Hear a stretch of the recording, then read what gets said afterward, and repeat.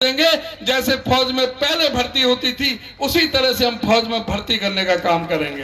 Congress party ने वायदा किया कि हमारी महिलाओं को हम आरक्षण देंगे।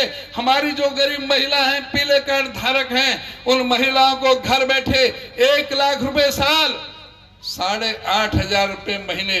आप अंदाज लगाओ, जिस महिला के घर में, जिस गरीब के घर में 8,500 रुपए महीने का सहारा लग जाए तो वो किस तरह से महंगाई पर अपना काम कायम कर सकती है। जिसने 400 महिलाओं के साथ बलात्कार किया हो, ये नरेंद्र मोदी मणिपुर की बात नहीं करते हैं, हाथरस की बात नहीं करते हैं, उन्नाव की बेटी की बात नहीं करते हैं, देहरादून की बेटी की अंकिता भंडारी की बात नहीं करते हैं। ये बेटी बचाओ और ये बेटी पढ़ाओ वाले हैं। आज इस बात का जवाब आपने अपनी वोट से देना है। आज कहते हैं कि कांग्रेस का घोषणा पत्र, इसमें मुस्लिम लीग की गंध आती है। कांग्रेस अगर किसी पे 2 भैंस है तो उस एक भैंस को ले जाएगी। कांग्रेस अगर 2 मकान है तो एक मकान को ले जाएगी। अगर किसी महिला का मंगलसूत्र किसी बाजरे के ड्रम में या ट्रक में किसी में मटके में रखा है तो कांग्रेस पार्टी एक्सरे खींच करके उसके मंगलसूत्र को ले जाएगी। अरे प्रधानमंत्री जी, अपने पद की कुछ गरिमा का ख्याल करो।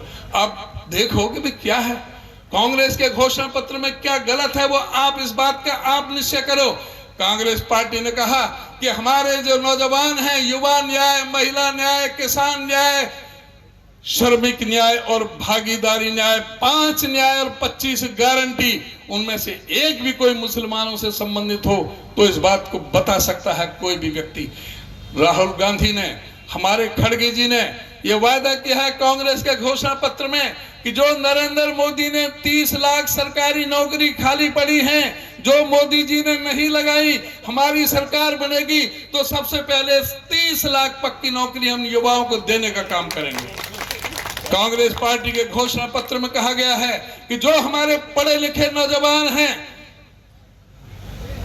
चाहे बेटा है चाहे बेटी है, जो ग्रेजुएट है, पोस्ट ग्रेजुएट है, जो हमारा बेटा कोई डिप्लोमा होल्डर है, उसको हम योजना बनाएंगे और 1 साल की ट्रेनिंग देंगे और उस ट्रेनिंग के दौरान हम उस युवा को 8,500 रुपए महीने बतौर वजीफा देंगे।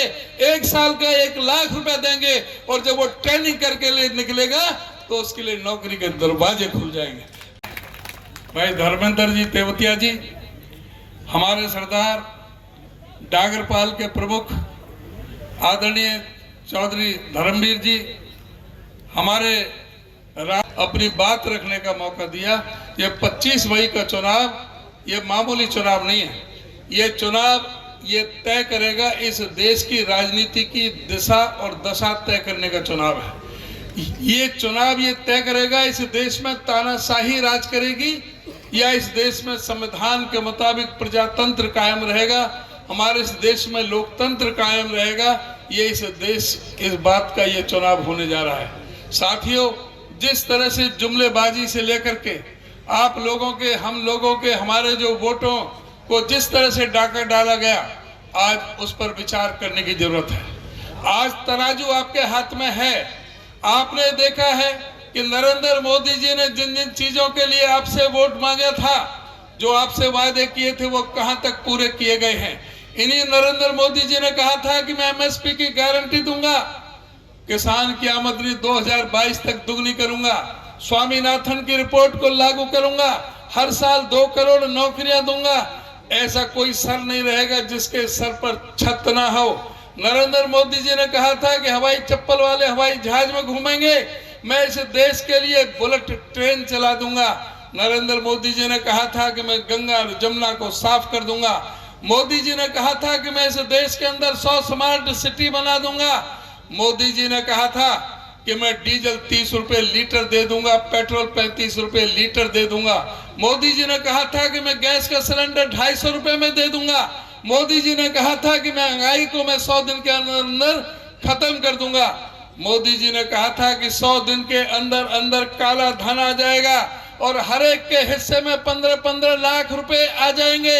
आप इस बात का देखें, आज तराजू लेकर के तोलें, क्या क्या नरेंद्र मोदी जी ने अपने वादे पूरे किए हैं।